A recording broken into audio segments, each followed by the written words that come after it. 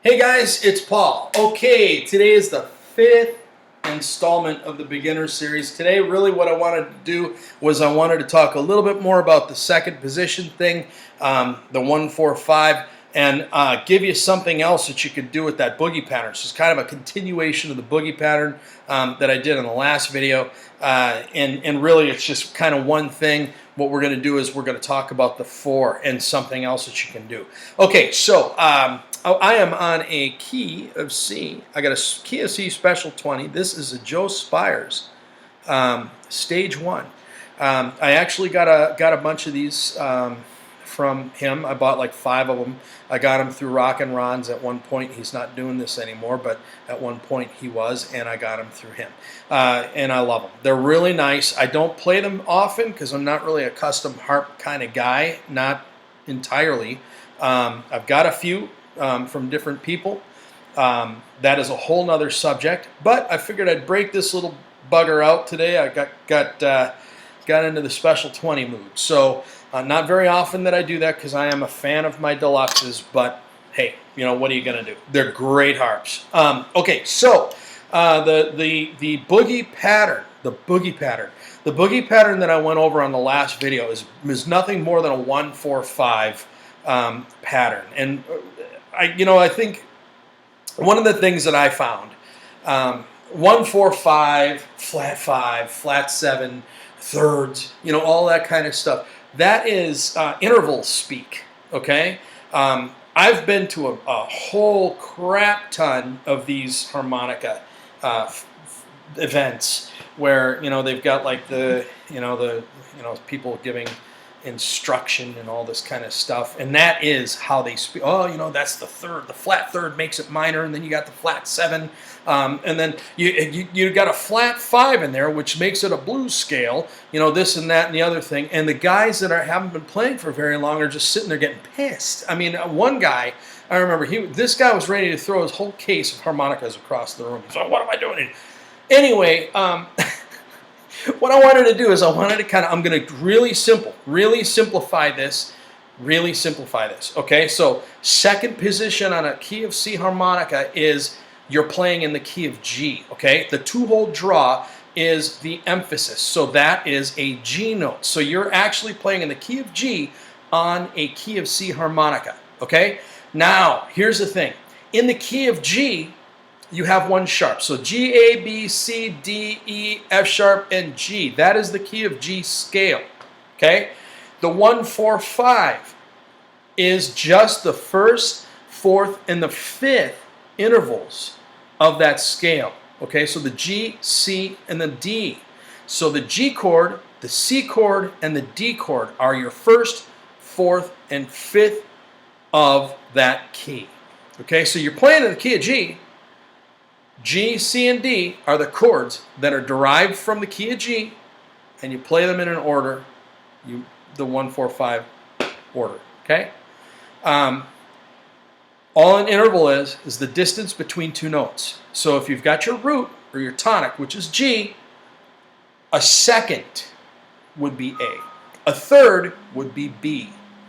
A fourth would be C. A fifth would be D. So on and so forth. So when they're saying, well, okay, so here's an example. The key of G, it has 1 sharp, and that's the 7th degree of the scale, and that is an F sharp. Okay, so the 7th of the key of G is a sharp. It's an F sharp. So a flat 7, if I wanted to flat that, a flat 7 would just be an F. So what I'm doing is I'm taking it down a half step. Okay? I did a theory video, so if you need more information on that, you could go to that video. Hopefully it'll help. There's really no reason to, it's just really all you're doing is you're looking at those notes in terms of numbers, not note names. Okay, so it's 1, 2, 3, 4, 5, 6, 7, and then octave instead of, G, A, B, C, D, E, F sharp, G. Okay? All right. Done. Okay, that's all I'm going to... If you have questions, any concerns, comments, whatever, just, let me know. I'll do whatever I can to help you. Okay, so the 1-4-5, the boogie pattern. Okay, so it's G, C, and D. Okay, so the 2-hole draw is your G. okay, the one below is your C, okay, and then your D, the D is the 4 draw, okay. Now here's a cool thing. You can actually, because it's a key of C harmonica, you have 4 different C's on the blow side of the harmonica, okay. So as you can see, for the 4, I went to the one blow. That's what I did in the first example of the boogie pattern, right? So it's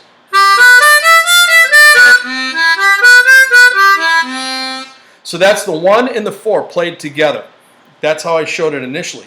Now, if you've got a 1 blow down here, which is a C, why can't you play a pattern such as that off of the 4 blow, which is a C?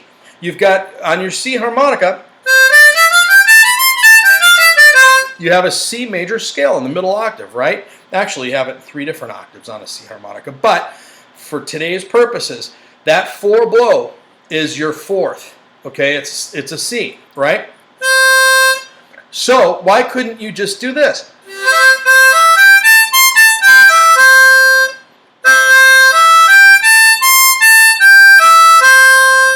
Okay, so that is 4 blow, 5 blow, 6 blow, 6 draw, 7 blow. Okay, so that can be your 4th too. You can play it that way. So you know,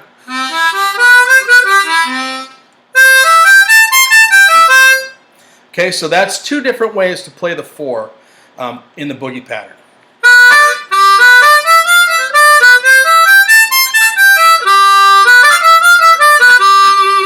All right, so always return to that 2 draw. Okay, I said that in the last one. 2 draw, not 3 blow. That's going to be tempting. I'm telling you, it's going to be tempting. Don't do it.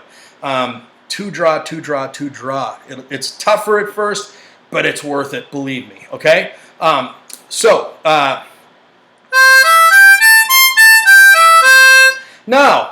here's the thing. The middle of the harmonica is not exactly known for its blue notes.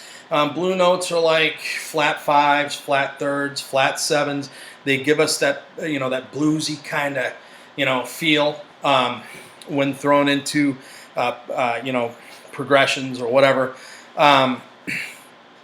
It's not exactly known for that without having to overblow or bend. Now, here's the thing. If I wanted to play that progression, that 4, like I did the 1,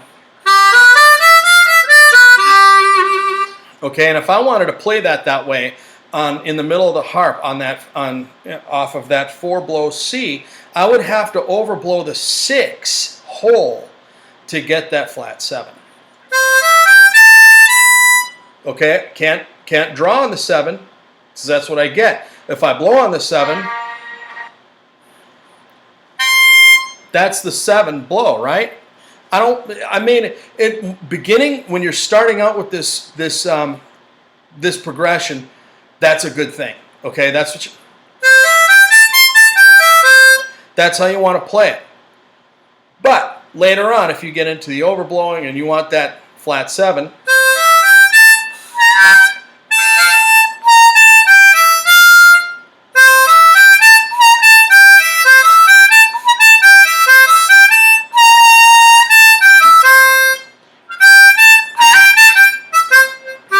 all right, so that overblowing that 6 gives you that. All right, so you get that whole thing going on. That's definitely an advanced technique, but it kind of gives you an idea of the intervals and what you have to do in that middle octave to get those notes. Anyway. That was the 1-4-5, the boogie pattern, explained a little bit further, something else that you can do with it, and a little bit of the 1-4-5, a little bit of theory to throw in there. I could get much more detailed on the theory piece, but quite frankly, I'm not so sure that that's going to help anybody right now. You just got to remember that when they're talking about intervals, the flat 5, the flat 7, all they're really doing is taking the 5th or the 7th degree of whatever key they're in. G, A, B, C, D, E, F sharp, G, the F sharp being the 7. If you wanted to flat that, you make it an F. You just take it or the flat 5, G, A, B, C, D. The D, okay, it would be a D flat. Okay, so you got your 5, which is D, and you'd flat that. Okay, that kind of thing.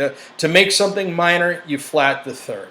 Okay, anything minor is going to have a flat third in it. That is probably the most important thing when it comes to this kind of stuff, minors and majors. You've got that flat third, and then basically, I'm not going to get too far into this. I'm just not going to do it. I'm getting drawn in. I was about to talk about Dorian and all this other kind of crap, which is third position. We're not even there yet. So just practice. Most important thing is practicing your single notes. Run through these patterns, slow and deliberate. Now, this is another thing that you can do with it. Take it nice and slow. There's a little bit of a basis in theory here for you. Hopefully that helped maybe clear some of the stuff up that you might be seeing on some of these videos or even in some of the seminars or whatever. If you have more questions about that, let me know. I'd be more than happy to expand and to help you. Everybody thinks differently about this stuff, and it kind of hits. It's like light bulb moments that happen with us as we go through. So, guys, I really hope we're all having fun with this. I know I am. I want to thank all of you who have made comments and positive things and cool stuff. I truly appreciate that. We're in it together, man. We're learning a very, very cool little instrument. If you have any questions or if there's anything that I can do to help, I'll do it. Okay? Take care. Have a good one. God bless all of you. And, we'll see you guys later. Bye-bye.